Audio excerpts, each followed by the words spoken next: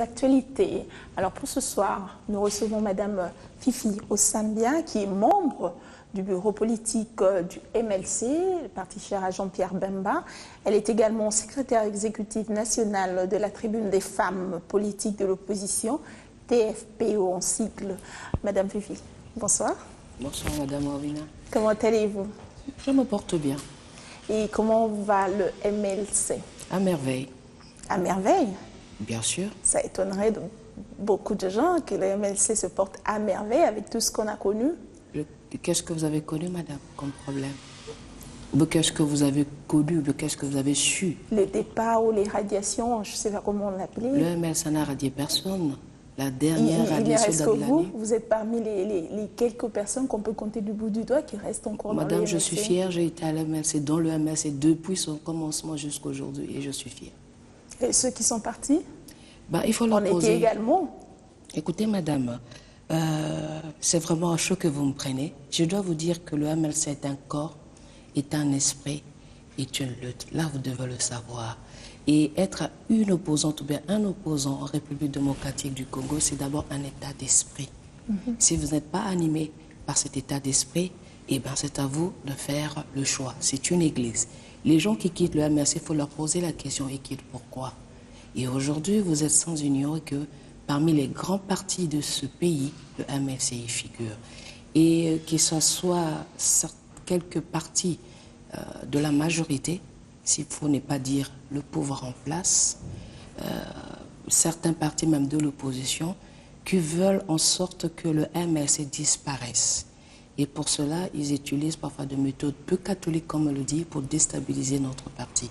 Mais ils doivent savoir que... Le problème vient d'eux autres et pas de vous-même? Ce n'est pas un problème interne? Je pense que c'est pas... Quand le MLC c'est vide, c'est un problème d'eux autres? C'est pourquoi ce n'est pas un problème interne? Je voulais vous dire ceci, madame. Le MLC est un parti de masse. La force du MLC, c'est la population. Vous comprenez? Le MLC ne se rétrocoville pas derrière des personnalités. Non, c'est ce qui fait la force du MLC, vous devez le savoir. Et en plus, c'est une école. Madame, moi qui vous parle, je l'ai toujours dit, 20 ans en arrière, que ce soit les autres qui ont quitté, Madame Wawina, vous les connaissez ces personnages à travers la vie de Kinshasa? Il fallait que notre président, pour mettre fin à tout ce qui s'est passé dans ce pays, qui puisse taper sur la table, que les choses reviennent à l'ordre, que nous ayons ce courage de prendre les armes pour que le MLC soit respecté. Et aujourd'hui, lorsque vous dites que les gens quittent, c'est une école, c'est le MLC qui les a formés. Et aujourd'hui, le MLC est en train encore de former. Le MLC ne manque pas... Mais la porte reste quand même ouverte, hein, au cas où ils reviennent à la raison, ils peuvent toujours retourner. Mais pourquoi pas? Moi, je pense que ce serait comme des enfants prodiges. Si quelqu'un pense que là où il est parti, qui n'est pas à l'aise, que d'où il venait, il était encore mieux, la porte est ouverte, mais c'est quant à la personne de pouvoir manifester son désir d'y retourner. On ne refusera pas. Et comment va Jean-Pierre Bemba? Jean-Pierre Bemba, il a le moral. Et je vous assure, lorsque vous parlez avec Jean-Pierre Bemba, il n'a pas l'air d'une personne qui s'apitoie sur son sort. C'est plutôt, il dit, mais fait du MLC quelque chose de grand. Le MLC est pour vous. Donc vous devez faire en sorte que le MLC soit un parti toujours parmi les grands ténors de cette République. Il a le moral. On y reviendra sur le MLC. On va parler d'abord de l'actualité qui reste dominée par l'arrivée de John Kerry le week-end dernier. Il a insisté au fait, sa venue c'était pour insister à ce qu'on puisse respecter la Constitution actuelle et que les élections se déroulent normalement. Quel est votre avis là-dessus? Oui, je suis d'ailleurs contente qu'une telle personnalité puisse marteler. Cela témoigne que... Nous rappelons quand même que John Kerry, c'est le secrétaire d'État américain. Américain aux affaires étrangères, effectivement. Et pour nous, c'est juste une interpellation. Les textes sont là. Vous savez, toutes ces crises dans lesquelles notre pays traverse, sur le plan social, politique, s'il faut m'arrêter un peu sur ce point-là, et la plupart de ces origines viennent des contestations, des légitimités, ainsi de suite. Et dans notre pays, si nous voulons vraiment que le RTC, que notre pays, la RTC, décolle, il serait souhaitable qu'on respecte quand même les textes qui nous régissent, quand même la Bible dans notre pays. Si nous ne savons pas respecter ces textes, madame, je pense que ça ne serait plus un État. Aujourd'hui, nous sommes même à la risée du monde. Moi, je trouve qu'il serait souhaitable pour le chef de l'État qu'il puisse donner l'exemple en respectant les textes légaux. Donc, je parle de l'article 220. Vous savez, l'article 220 ne traite pas seulement de mandat et la durée du chef de l'État, traite aussi de la forme de la République, traite aussi de pluralisme politique et syndical, traite aussi de l'indépendance du pouvoir judiciaire. Vous comprenez? C'est toutes ces choses qui font en sorte que les constitutions a dit pour que nous ayons une certaine stabilité, ou bien nous ayons une stabilité au Congo, que ces articles-là ne soient pas révisés. Et nous espérons que le chef de l'État a bien compris, parce qu'il y a déjà une demande dans ces sens-là en interne, et que voilà, l'opinion extérieure commence à marteler pour qu'il puisse quand même donner le temps à respecter les textes. Comme vous le dites, l'opinion extérieure commence à marteler. Le fait que John Kerry insiste sur le respect de la Constitution actuelle, d'après vous, que voulait-il dire par là? Mais madame, les textes sont là pour moi. Je trouve que c'est ce qui est plus dangereux. C'est-à-dire votre crainte, c'est aussi madame, la crainte de tout le monde. Quand je parle de votre crainte, c'est-à-dire l'opposition. Oui, vous savez, l'opposition, elle est plurielle. Hein? L'opposition, elle est plurielle. Mais sinon, madame, je voulais souligner quelque chose. Il y a des textes et la Constitution qui règlent beaucoup de choses. Et ces jours-ci, on assiste à de mon point de vue, hein, quand même, à des débats, de mon point de vue, c'est un peu stérile, puisqu'il y a certaines choses qui sont réglées par la Constitution. Les mandats, la durée du chef de l'État, devons-nous débattre là-dessus? Moi, je pense qu'il n'y a pas de débat. Les textes sont là. Il conviendrait à chacun d'acteurs politiques, et surtout le chef de l'État, de pouvoir respecter cela. C'est tout, madame. Alors, on peut dire comme ça que l'arrivée de John Kerry vient apaiser les tensions qu'il y avait dans l'opposition et toutes ces pétitions que vous faites signer ici et là, où vous ne savez même pas où. C'est pourquoi je vous ai dit l'opposition est le pluriel. Moi, ce qui me concerne, mon point de vue, moi je trouve que dès lors il y a une mobilisation au niveau de l'opposition, on ne peut pas refuser cela parce que nous tous, nous nous battons pour qu'il y ait une alternance au pouvoir et cette alternance sans le président Kabila. Voilà. Et aussi, madame, nous devons savoir, on est opposant par rapport à quoi?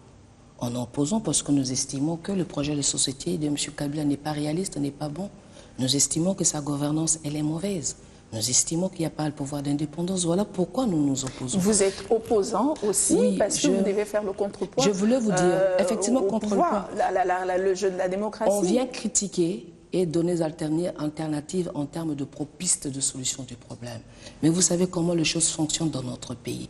Donc, pour nous, si aujourd'hui l'extérieur commence quand même à avoir un œil ou bien avoir une oreille tendue sur la revendication du peuple congolais, je pense que ça serait quand même une très bonne chose parce que nous savons comment les choses fonctionnent, madame. Nous savons comment les choses fonctionnent, que vous le voulez ou pas.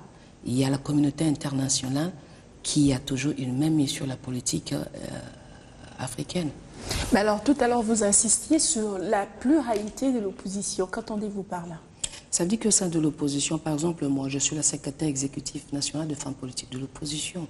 Et au sein de l'opposition, nous avons celles qui se disent être des radicaux, celles qui se disent être des républicains, celles qui se disent de républicaines, parce que je parle de l'opposition, je m'excuse madame, et celles qui se disent des modérés, et celles qui se disent des patriotes. Donc elle est plurielle. Et vous vous situez, le MLC situe... Nous faisons une opposition républicaine. Cela veut dire que nous combattons ce régime à travers les institutions. Alors, vous faites partie de la plateforme de Kengo qu'il a mise en place il y a quelques mois. C'est ce que je suis en train de dire. Lorsqu'il y a une mobilisation, toujours dans le sens de pouvoir contrecarrer les actions du pouvoir, nous sommes d'accord. Mais dire que nous faisons partie de cette plateforme dans le MLC, mon parti ne fait pas partie de cette plateforme. Mais néanmoins, nous encourageons pareille initiative puisque nous avons un même combat. C'est de faire, d'assurer l'alternance, que l'opposition assure l'alternance au pouvoir. Donc, voilà. Alors que la plateforme de Kengo est accusée quand même d'être proche du pouvoir.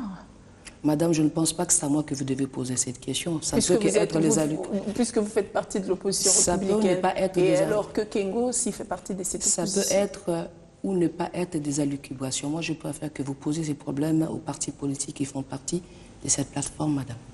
Ben alors on va parler de l'amnistie. Il y a quelques membres dernièrement qui ont été libérés. Y a-t-il eu aussi un membre du MLC parmi ceux qui ont été libérés? Oui, il faut l'avouer, mais le nombre est quand même pas assez élevé. Mais pour cela, nous encourageons le gouvernement en place de pouvoir toujours aller dans ce sens-là. Et c'était la raison même du MLC pour leur concertation. Parce qu'on attend à travers la vie de Kinshasa, le MLC s'est aligné devant le pouvoir, mais nous faisons le pouvoir. La réalité du MLC n'est pas la réalité des autres partis politiques, fût-il de la majorité ou bien de l'opposition. Le MLC a ses réalités, comme je le dis, et entre autres, nous sommes vraiment très ravis que ces processus-là est en train de se poursuivre et nous aimerions bien que tout ce monde-là, de fait, qui sont détenus par leur appartenance politique, soient quand même libérés. Mais seulement, il y a quelque chose à déplorer, que la dernière vague de nos détenus qui ont bénéficié de cette amnistie, ils sont encore, je peux dire, hébergés encore au niveau de Cité Maman Mobutu. On pensait que l'amnistie, c'était la liberté. On comprenait qu'ils aillent comme ils ont fait avec la première vague, qu'ils puissent aller se présenter à l'autorité compétente comme ils le veulent. Mais on ne comprend pas ces cantonnements encore au niveau des cités Maman Mobutu. Ils n'ont même pas droit à la visite de leurs membres de famille. Bon, finalement, on ne maîtrise rien. Bon, espérons donc on peut dire comme ça que cette amnistie ne se passe pas comme convenu dans pendant les concertations comme nationales. convenu, espérons que les choses iront dans le bon sens. Alors vous avez quand même posé la question, vous avez cherché à savoir pourquoi est-ce qu'ils sont encore, je suis tentée de dire détenus, encore au niveau de Cité Maman Mobutu. Oui, mais sinon on le met quand même. Est-ce que vous avez quand même cherché à savoir pourquoi cette transition de la prison centrale de Makala et de Cité Maman Mobutu? Nous sommes encore sans information, c'est pourquoi moi j'ai dit que les pourparlers sont en cours et nous espérons que dans les jours à venir, nous assisterons à un dénouement heureux de ce problème-là. Je suis encore confiante. Ben voilà, on va parler de votre activité que vous avez eue hier, précisément, en rapport avec les refoulés de Brazzaville. Vous avez fait un sitting devant l'ambassade du Congo-Brazzaville, mais également aux affaires étrangères, aux Nations Unies. C'était quoi? C'est votre motivation première. Évidemment, c'est pour plaider contre cette situation que la population congolaise, quinoise, est en train de subir. Mais en dehors de ça, il y a eu une autre motivation? Non, il n'y a pas d'autre motivation. Simplement, nous regrettons l'opacité avec laquelle le gouvernement en place traite ce dossier. Je pense qu'il est de droit de tout un Congolais de pouvoir chercher l'information. C'est un droit de pouvoir revendiquer de la part de nos autorités des explications par rapport à ces expulsions-là.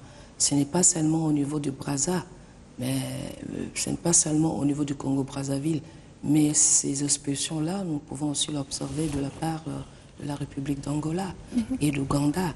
Et je vais vous donner un exemple. L'Ouganda, on a assisté, ou bien on apprend qu'il y a eu naufrage de nos réfugiés venant de l'Ouganda. Et jusque-là, le gouvernement congolais ne dit absolument rien. Il n'y a eu aucune enquête qui est encore initiée jusque-là? D'abord, il faut commencer par une information, informement le peuple congolais.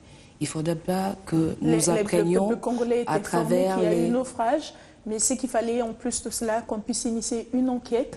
C'est pourquoi, madame, notre action, les activités d'hier a eu 3 temps forts, notamment la lecture de notre déclaration politique, les sittings au niveau de l'ambassade du Congo. Il était prévu que nous partions au ministère des Affaires étrangères, mais on nous a interdit d'y aller. Et aussi par les dépôts. Pour la simple raison, les autorités militaires nous ont dit qu'ils nous ont écoutés et qu'ils feront de leur mieux pour que nos revendications soient portées à l'autorité compétente. Et nous leur avons dit que nous avons voulu et nous exigeons de notre gouvernement de simples explications. Dans la mesure où on n'attend rien de nos autorités locales, il était aussi de notre devoir d'aller s'enquérir auprès de l'ambassade du pays duquel nos compatriotes sont quand même expulsés, mais d'une manière très dégradante et inhumaine. Et on ne peut pas comprendre que nous, au Congo, nous sommes un peuple hospitalier. Nous ne comprenons pas, nous avons, c'est vrai, nos vrais problèmes, problèmes sociaux, problèmes économiques, problèmes politiques, mais malgré nos problèmes, nous arrivons quand même à vivre mieux avec les étrangers. D'ailleurs, ces étrangers-là, non seulement nous souffrons, mais les étrangers essaient encore de nous coloniser dans notre pays. Ça pose un problème. Mais pourquoi, dans leur pays d'origine, nous sommes considérés comme des malfrats? Pourquoi ces traitements-là? Et moi, je pense qu'il y va de la compétence du chef de l'État de pouvoir protéger tout Congolais où qu'il s'y soit. Donc, nous exigeons de plus simples explications d'abord de la part de ces gouvernements qui nous disent pourquoi les Congolais sont expulsés, de telle sorte pourquoi ils subissent de tels traitements inhumains et aussi, si possible, attend du gouvernement, madame, qu'il y ait aussi des poursuites judiciaires par rapport aux auteurs, parce que vous suivez même sur la chaîne mondiale, on fait passer un monsieur qui s'est fait voir son dos, comme on dit, repassé par le fer à repasser. Moi, je trouve que c'est quand même pas quelque chose à pouvoir... Le gouverneur, le maire de Brazzaville était quand même venu ici à Kinshasa pour présenter des excuses, parce que dans des situations comme ça, il y a toujours eu de dérapages. Ça, on le reconnaît, mais il a présenté des excuses pour ces dérapages. Ça ne compte pas pour vous? Non, je suis quand même étonnée lorsque vous dites qu'il y a quand même des dérapages. On pourrait peut-être comprendre s'il y avait des cas isolés. Là, ça pourrait peut-être se comprendre. Mais madame, vous êtes mariée à un sujet congolais d'en face. On vous chasse simplement parce que vous êtes de la RT Congo. Ça pose un problème. Vous êtes, par exemple, malade sur les lits d'hôpital. On vous chasse avec votre perfusion. Vous allez dire que c'est encore un dérapage. Et non seulement ça, lorsque vous exploitez le bateau, on a connu le cas de naufrage. Mais le naufrage, non seulement le long du parcours de ces bateaux, on est déjà au beach. C'est-à-dire, c'est quelque chose, c'est silpé. De la part du maire de la ville de Brazzaville ne compte pas. Ça ne suffit pas. Le mea culpa, ça ne suffit pas. Et en plus, moi, personnellement, je ne l'ai pas entendu. Mais s'il a fait, tant mieux. Mais j'aimerais bien que le peuple, que le gouvernement, que nous, peuple, nous sentons que nous avons quand même un gouvernement qui peut nous protéger. On est semblable à un père de famille qui, son fils s'est fait tabasser par le voisin. Son fils, sachant que son papa, il n'est pas fort, son papa, on peut le rosser, bon, il ne peut que se contenter aux pleurs. Il ne peut que se contenter, je ne sais pas, à prendre ses jambes à la main. Non, mais vous comprenez. En fait, c'est l'image que reflète la situation actuelle. C'est pas seulement l'autorité de la ville, mais c'est la population aussi qui est à majorité chrétienne, qui a le sens du pardon. Non, madame, il ne faut pas confondre les choses. Hein. Il ne faut pas vraiment comprendre. C'est ce qui fait qu'aujourd'hui, moi je pense que si les pasteurs prêchaient assez bien, je pense que notre population comprendrait beaucoup de choses et pourra s'y prendre en charge. Ne prenez pas les choses comme ces doigts-là, madame. D'après vous, qu'est-ce qui devrait se faire concrètement? Concrètement, dans tout état ordinaire, s'il faut le dire, la première des choses, c'était de rappeler notre ambassadeur. La deuxième des choses, fermer les frontières avant le développement du problème. Il fallait que les autorités locales puissent agir d'abord comme cela. On ne l'a pas fait. Et puis deuxièmement, il faut d'abord qu'ils expliquent à leurs compatriotes ce qui se passe. Et en plus nous dire quels sont les mécanismes. Ce qui se passe, c'est que s'il vous plaît, madame, ils veulent mettre de l'ordre dans leur pays, s'il vous plaît. Et que les sans-papiers doivent repartir chez aussi, eux. Attendez, madame, et aussi qu'ils nous disent quels sont les mécanismes qui pourront mettre en place pour freiner ce genre de traitement. C'est très important, madame, de pouvoir le faire. Et lorsque vous me dites parce qu'il y a des expulsés et que, est-ce que parce qu'ils sont irréguliers, ils doivent être traités de la sorte? Je vous pose la question. Est-ce parce qu'ils sont des irréguliers, ils doivent se comporter de la sorte? Je ne le pense pas, madame. Et notre action, vous devez le savoir, nous sommes en train de dénoncer ce que les autres dénoncent tout bas. Nous avons au moins le courage de le dire à la place publique. Nous avons au moins le courage de dire aux Congolais, non, il faut arrêter avec ce genre de choses. Ce n'est pas seulement au niveau du Congo-Brazzaville, le même quand c'est au niveau de l'Angola, le même qu'en Ouganda, nos pays frontaliers. Mais finalement, si nous ne sommes pas en paix avec nos voisins, pensez-vous que même la RD Congo sera aussi en paix? Non, ça ira pas, parce que ça affecte aussi la RDC Congo, sur le plan sécuritaire, sur le plan sanitaire, sur le plan politique, sur tous les plans. Ben voilà. Ça affecte. Il faut faire très attention, madame. Voilà, le sitting que vous avez fait hier, c'était la plateforme de femmes de l'opposition. De l'opposition, madame. Toute opposition confondue. Toute tendance oui. confondue. Alors, je voudrais savoir, quelle est la politique dans le MLC, la politique liée à la diaspora dans le MLC? Malheureusement, je ne suis pas la bûche autorisée, mais nous considérons que la diaspora fait partie de la communauté congolaise et que la diaspora a droit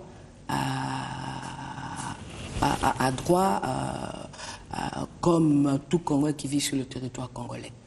Nous avons beaucoup d'estime pour la diaspora et nous estimons que nous ne pouvons pas traiter la diaspora comme si elle ne faisait pas partie de la population congolaise. Ce sont des Congolais. Ils ont droit aux mêmes informations, ils ont droit au même traitement, ils ont information à tout. Parce que ce sont des Congolais. Ils ont droit aussi à leur nationalité, à ne pas perdre leur nationalité, parce que la plupart ont perdu leur nationalité parce qu'ils devaient faire des démarches pour être en règle dans les pays où ils sont en train de vivre. Et du coup, puisqu'on ne peut pas, la nationalité congolaise ne peut pas être...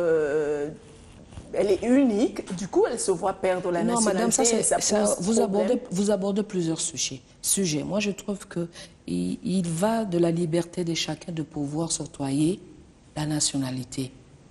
Mais ceux qui veulent s'octroyer, ils ont envie de garder leur nationalité, mais en même temps, ils ne le peuvent pas, parce qu'ils doivent se mettre en règle dans le pays. Madame, vous êtes en train d'ouvrir plusieurs brèches.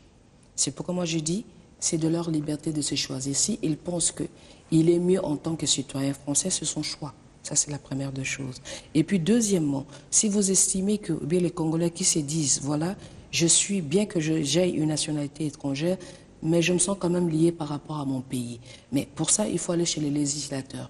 Parce que c'est les législateurs qui ont verrouillé ces articles-là. Il doit y avoir un débat en interne, en politique au Parlement, pour que ce genre de situation soit quand même résolu en interne. Parmi les problèmes de la diaspora, c'est aussi le problème de nationalité. Je n'aborde pas plusieurs sujets, mais c'est aussi un vrai souci. Parce qu'un citoyen qui vit en France, un citoyen congolais qui vit en France et doit se mettre en règle parce qu'il vit en France, il obtient la nationalité française, mais il se voit du coup automatiquement perdre la nationalité congolaise alors qu'il voudrait bien garder cette nationalité. Alors si vous pensez qu'on doit avoir les constituants, donc la Constitution, en quelque sorte, doit être révisée aussi en quelques articles. Madame, c'est ce qu'on est tenté de dire. Cela veut dire que sur la Constitution, en ce qui concerne le MLC, vous devez, et je vois votre question parce que vous êtes sans ignorer, le MLC est parmi les partis politiques qui veulent qu'il y ait la double nationalité.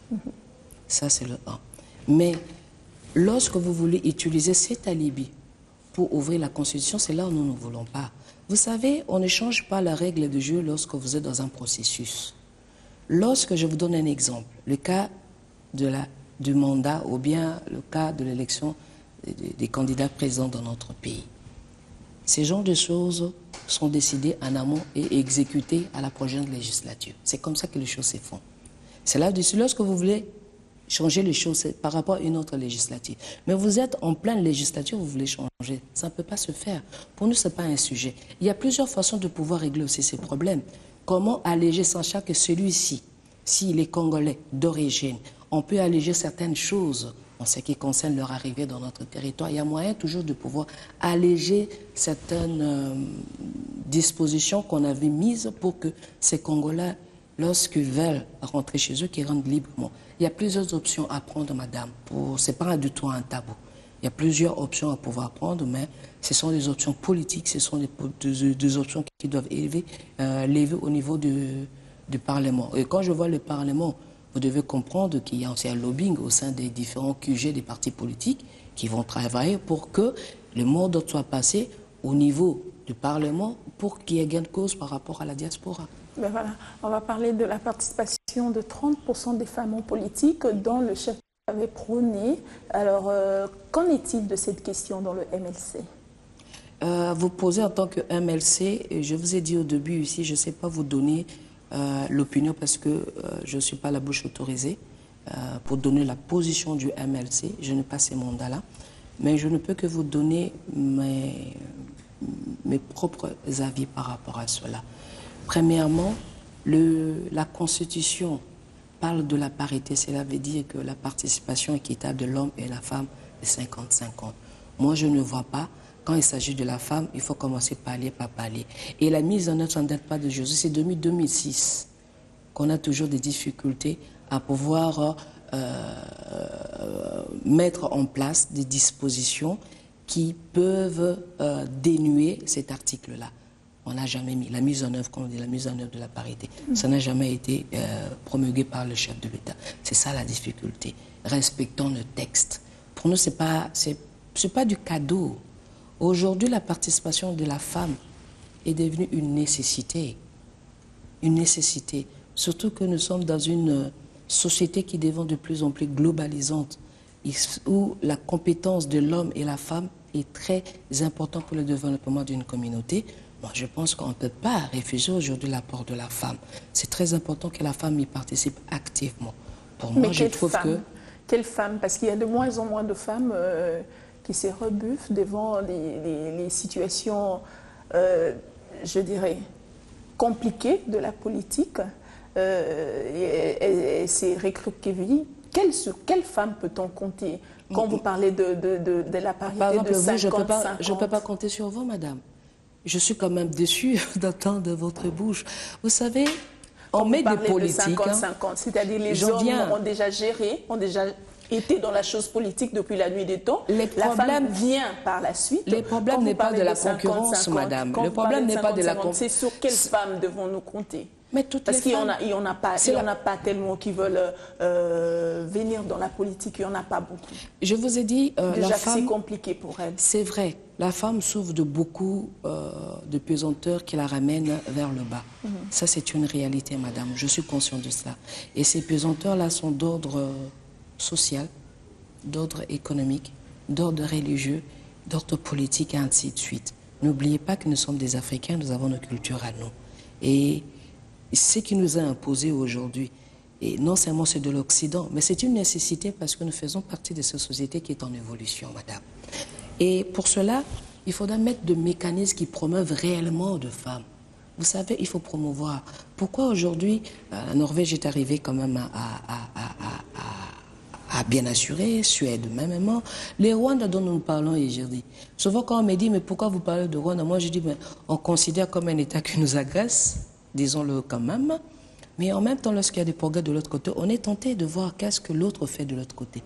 Ils ont mis des parapluies, des garde-fous qui promeuvent vraiment la femme. Et c'est la législature. Pareil pour l'Afrique du Sud. Même l'Afrique du Sud, le Ghana, le Lesotho, au Sénégal. Même en Algérie, madame. Au Sénégal, puisque vous parlez du Sénégal, il y a eu comme Premier ministre une femme au Sénégal actuellement. Est-ce qu'on peut déjà penser qu'ici au Congo, il peut y avoir comme femme Premier ministre. Et pourquoi pas président de la République? Au sein de notre structure, nous prenons l'alternance au pouvoir par la femme. C'est possible, madame. C'est possible. Pourquoi vous me pensez que ça ne serait pas possible? Moi, j'y crois fermement du fond de mon cœur. Qu'un jour, le peuple congolais, à travers les actions de la femme, pourra dire que le bonheur du peuple congolais pourra provenir de la femme. Pourquoi vous ne voulez pas changer lorsque les choses ne marchent pas? Si réellement la politique est l'art de gérer une communauté, pourquoi vous ne voulez pas transcender vos sentiments pour voir autrement comment gérer une communauté? En mettant par exemple la femme. Parce que somme toute, nous disons que nous travaillons pour cette population.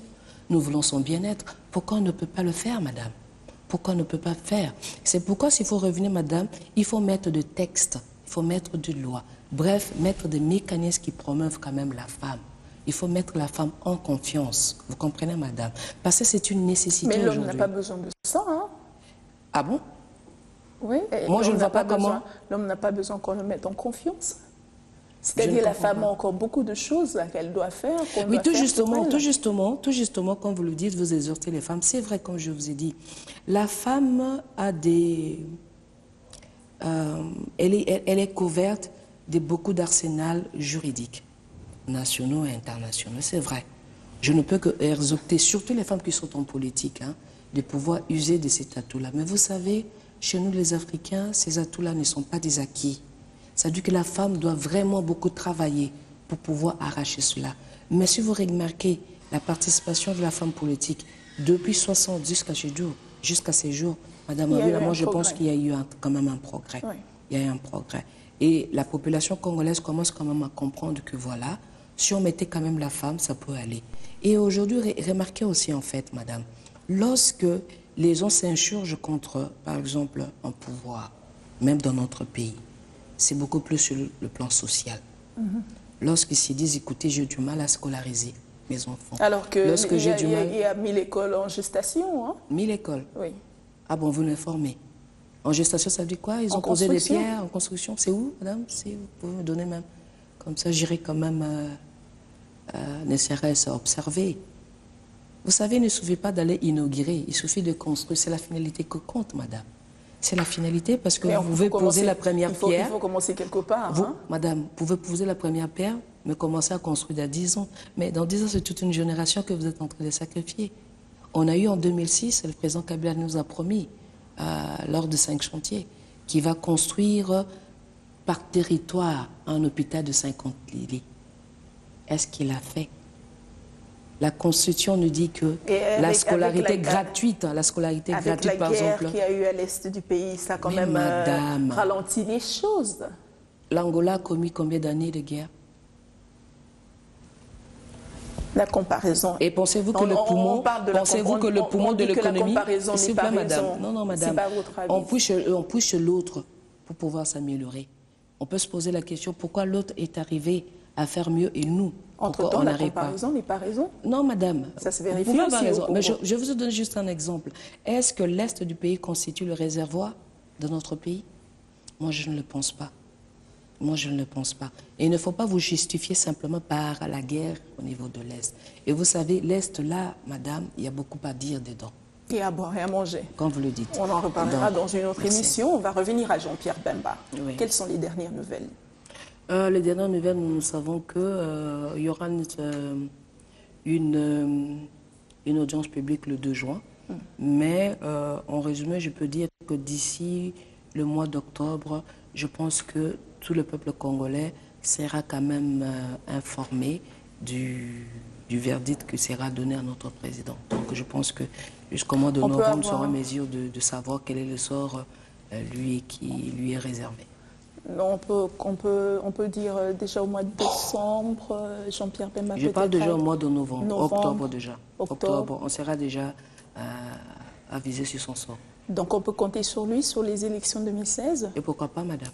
Parce qu'on l'attendait en 2011, on était vraiment sûr qu'il sera. Je suis très ravie, hein. J'espère que vous voterez mon président. Honnêtement.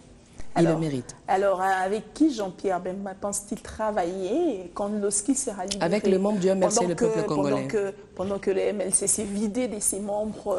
Oui, tout justement, je dirais ses membres de premières heures. Non, non, madame, c'est ça que je voulais vous faire. Les premiers alliés de Jean-Pierre Bemba sont partis. Merci, je vous ai dit quelque chose au début. Le MLC est une école.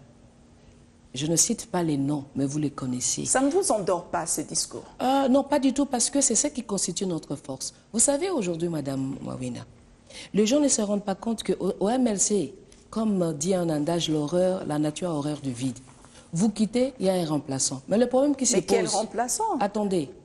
Quel remplaçant? Est-ce que ces remplaçants font le poids de ceux qui sont partis? C'est ce que je voulais vous faire comprendre quelque chose. Je dis, madame, 20 ans en arrière, tout ce monde que vous citez là, que nous connaissons, que je ne peux tel et non, vous le connaissiez, c'est le MLC qui les a façonnés.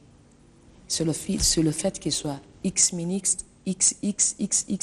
Attendez, que je termine. Ça fait comme un repeat, hein, attendez que je termine. Dans un radio, oui, c'est tout à fait normal. Parce que c'est toujours le même discours que vous répétez. Mais c'est une vérité. Quoi de plus normal que vous les façonnez? Quoi de plus normal que le MLC les façonne? Et aussi, ils ont apporté leur pierre à l'édifice. Ça, il faut le reconnaître. Non. Est-ce que vous avez déjà entendu de la bouche d'un cadre du parti venir insulter, critiquer comme les autres le font à notre égard? Nous ne le faisons pas. Si le MLC monte le ton, c'est parce qu'on s'est dit, écoutez, il faut tabler sur la table, il faut mettre les choses en ordre. Donc, je revenais à ma réflexion. On ne les connaissait pas. C'est le MLC qui les a façonnés. Et lorsqu'ils quittent, vous dites le poids lourd. Aujourd'hui, nous sommes dans l'opposition. Il y en a beaucoup, nous avons toute une crème. Les gens qui assument, les intellectuels, ils sont là. Mais le fait que vous ne les connaissiez pas, parce que le fait qu'ils n'ont jamais assumé, les fonctions des ministres, des PDG, ainsi de suite, et que vous dites qu'ils sont maigres, non, ils ne sont pas minimes. Parce que ces gens-là, là où ils sont, au niveau de la majorité, qu'est-ce qu'ils sont? Ils se sont amenuisés. Je pense que je ne le mens pas. Et aujourd'hui, moi qui vous parle, j'étais à la messe depuis sa création jusqu'à aujourd'hui. Peut-être je passe à la télévision, mais je n'ai jamais été ministre. Mais moi, oui, dans la considération, le jour où je serai ministre, attendez, le jour où je serai ministre, attendez. Vous êtes encore là parce que vous n'avez pas le choix. Non, je fais un choix, ma Wawina. Et vous n'êtes pas tenté de partir comme vous les savez, autres. Wawina, je suis veuve maintenant. Je suis veuve maintenant, il y a 5 ans, je suis veuve. J'ai des enfants. Vous savez, là où se trouvent mes enfants, je peux me dire, je quitte ce pays, je pars vivre avec mes enfants. Mais c'est un choix. C'est un sacrifice que je fais. Le choix de rester dans le pays ou de rester dans le MLC? De rester d'abord dans le pays. Vous savez, être un opposant, une opposante en République démocratique du Congo, c'est un exercice très difficile. Et de ce quoi, lorsqu'on est femme, on fait face à beaucoup de choses. Et lorsqu'on accepte, on se dit, pas idéal, je reste là où je suis parce que je crois. Parce que je crois à MLC.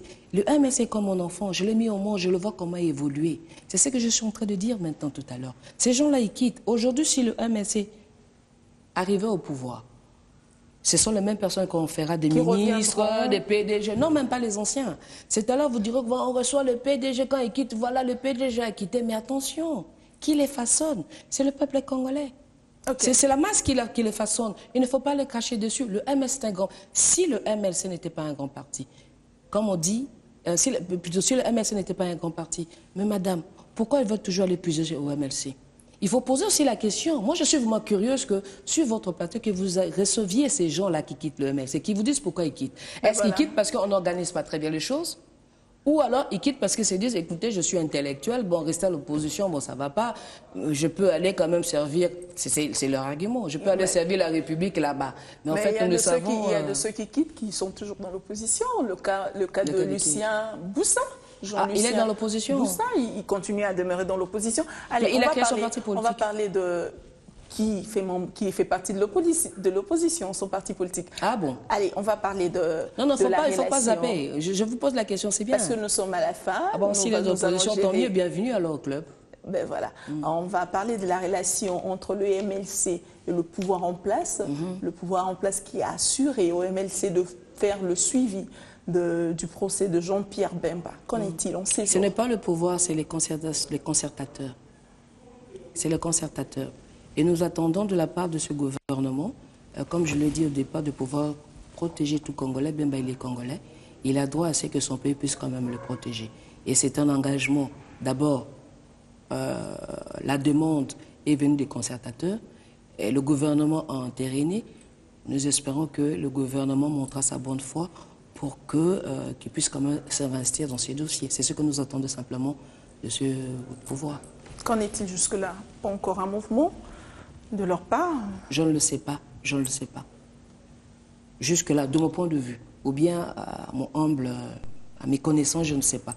Il se peut qu'il y a des échanges, ou bien, comme je l'ai dit, des échanges qui peuvent se faire au plus haut niveau de notre parti, que je ne sois pas informée. Mais à ma connaissance, je ne le sais pas. Ben voilà.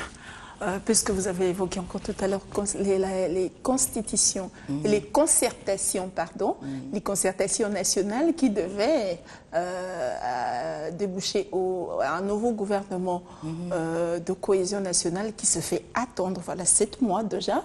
Alors on peut avoir une idée de la réaction du MLC ou la position du MLC par rapport à cette long terme et aussi... Est-ce que vous allez faire partie de ce gouvernement? Mais madame, on a été en concertation. Et n'oubliez pas, aller en concertation, c'est depuis novembre 2012. C'est le MLC qui a demandé à ce que les filles et filles de ce pays puissent se réunir. L'idée est venue du MLC. C'est vrai que la façon dont... Non, pas du tout. À mon humble avis, pourquoi je dis du MLC? On ne veut pas s'émouvoir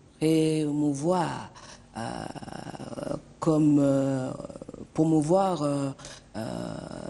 cette convocation-là des concertations, non. Mais on a voulu juste vous faire savoir qu'on a demandé cela. On s'est dit qu'après les élections, rien n'allait.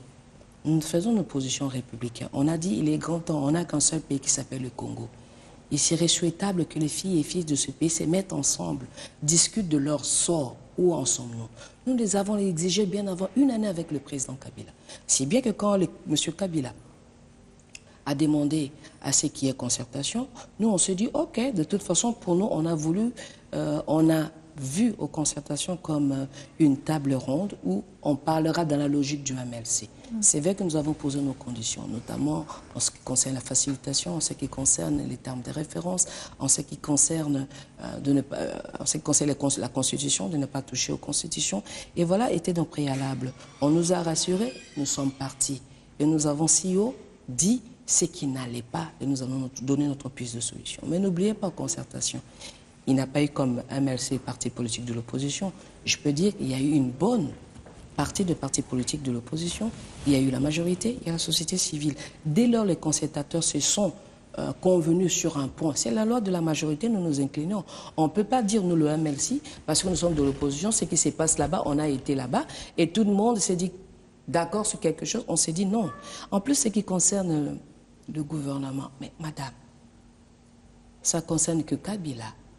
Le MLC, vous vous souvenez, à chaque fois qu'il y a un gouvernement dans ce pays, à l'époque, lorsqu'on a nommé l'informateur, je crois, il y a eu moins de Simba, et les autres, oui, hein. Le MLC a toujours été consulté. C'est au sortir de ces audiences-là que le MLC donne sa position. Nous attendons qu'on nous consulte. C'est alors que le MLC donnera son opinion aux Congolais. Pour l'instant, on ne vous appelle pas comme on a dit. Donc, quelqu'un qui cuisine quelque part là-bas, votre voisin, il fait son poulet, vous êtes en train de passer, vous dites au voisin, écoutez, je ne vais pas manger. Et il vous dira, mais est-ce que moi je vous ai convié à table? Vous comprenez? Donc, pour nous, ce n'est vraiment pas un sujet, pour nous, ce n'est même pas important. On attend qu'on consulte le MLC et je pense que l'avis du MLC sera connu au public à ce moment-là. Ben voilà. Alors, nous sommes à la fin, ça fera partie de la dernière question. Je vous ai posé en début, si vous faites partie de la plateforme de Kengo, vous m'avez dit non, alors que vous êtes moi ou bien le MLC? Le MLC, bien nous ne faisons pas partie, MLC. Mais je veux bien souligner... Mais alors que vous êtes l'opposition, vous faites partie de l'opposition républicaine, comme Kengo, n'est-ce pas? Ben, madame, il faut faire, je ne sais pas, je ne sens pas très bien votre question. Il y a une opposition, c'est une plateforme. Dernièrement... N'oublie pas qu'il y a plusieurs plateformes. Attendez, n'oublie pas qu'il y a plateforme. Il y a plusieurs plateformes au sein de l'opposition. Mais le MLC n'appartient à aucune plateforme politique. Le MLC est MLC. Mais néanmoins, nous encourageons parce que ça fait partie de la mobilisation. Dès lors, chacun de son côté peut mobiliser pour faire face à ces régimes, nous ne pouvons qu'applaudir. Vous comprenez, madame? Nous ne sommes pas contre, mais nous ne faisons pas partie de cette plateforme qu'on dit... Alors, quelle est la relation républicaine? Quelle est la relation qu'entretient le MLC avec l'UDPS et l'UNC? De très bonnes relations entre partis politiques de l'opposition. Quand il s'agit de fusionner nos forces, nous fusionnons nos forces. Et quand l'UDPS refuse de participer aux prochaines élections, madame, ça serait son choix. Les prochaines élections locales, pensez-vous que le MLC devait donner une élection à l'UDPS? Moi, je ne le pense pas. Il dit qu'il participera qu'aux élections que l'UDPS organisera. Non, je vous ai dit, est-ce que le MLC peut donner la leçon à l'UDPS? L'UDPS a ses réalités. Vous pouvez donner votre point de vue? Non. Conseil, oui. Un conseil, oui. Oui, quel est votre point de vue? Mais l'heure n'est pas encore arrivée. Moi, je pense qu'il faut peut-être poser la question à un membre de l'UDPS. Je ne suis pas membre de l'UDPS. Je ne sais même pas ce qui se passe là-bas. La seule situation de l'UDPS qui peut être à ma portée, ce serait peut-être au travers le journal, à travers les informations, mais je ne sais pas. Mais ce sont des gens matures. Le UDPS, ce n'est pas un parti qui date d'aujourd'hui. Je vous donne la position de l'UDPS qui refuse de participer aux prochaines élections. Mais c'est son point de vue. Jusqu'à ce que le parti organise ses propres élections. C'est son point de vue, madame. Nous savons que c'est son point de vue. Quel est l'avis, quelle est la réaction ou quelle est la lecture du MLC par rapport à cela? Moi, je trouve que... je ne peux pas parler du MLC, on sait qu'ils me consultent tel que je le vois. Mais ils sont libres. Pourquoi vous ne voulez pas qu'ils puissent émettre leur point de vue? Sûrement, ils ont justifié cela. Je ne pense pas que l'UDPS pourra nous dire, voilà, je ne veux pas ça, je veux pas ça sans pour autant qu'il y ait des raisons. Non, non, ils ont leurs raisons, il faut respecter. C'est parmi les premiers partis politiques de l'opposition de ce pays. Il faut le respecter. Ils ont beaucoup d'expérience et ils savent ce qu'ils sont en train de faire. Ce sont des adultes, ce sont des responsables. Voilà, nous sommes à la fin. Merci, Maman Wabina. Merci d'avoir répondu à notre invitation. Et j'aime beaucoup votre émission parce que lorsqu'on vient, et on n'est même pas au courant de ce qui vous attend. C'est comme si on passait à l'interrogatoire. Et merci beaucoup, ça nous permet aussi de pouvoir nous édifier. C'est juste pour maintenir le suspense. Merci, maman. Merci bien à vous Très aussi de nous avoir invitation. suivis pendant 45 minutes. Hein. Le prochain rendez-vous, c'est le mardi à 20h30, mais vous pouvez également revoir cette émission demain à 7h, mais également le vendredi à 23h. J'aurai reçu pour vous, dans cet entretien, Madame Fifi Osambia, qui est membre du bureau politique du MLC, et elle est également secrétaire exécutive nationale de la Tribune de femmes politiques de l'opposition, TFPO en sigle. Je vous remercie et je vous retrouve très bientôt avec le même plaisir.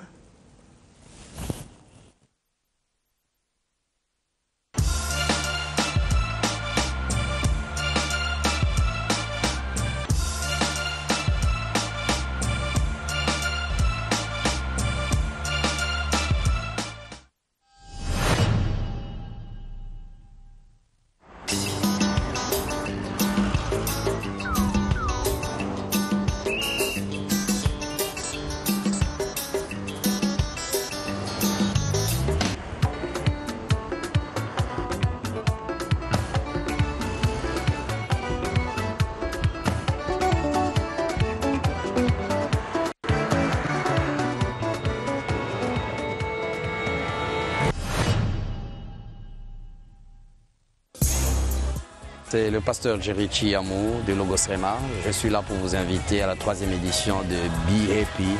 Soyons heureux.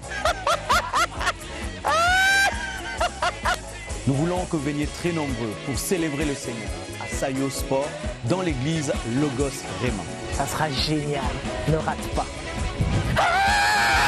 Vous voyez ma joie, c'est Be Happy, la 3e édition. God is in the place and we are in the place and you should be in the place.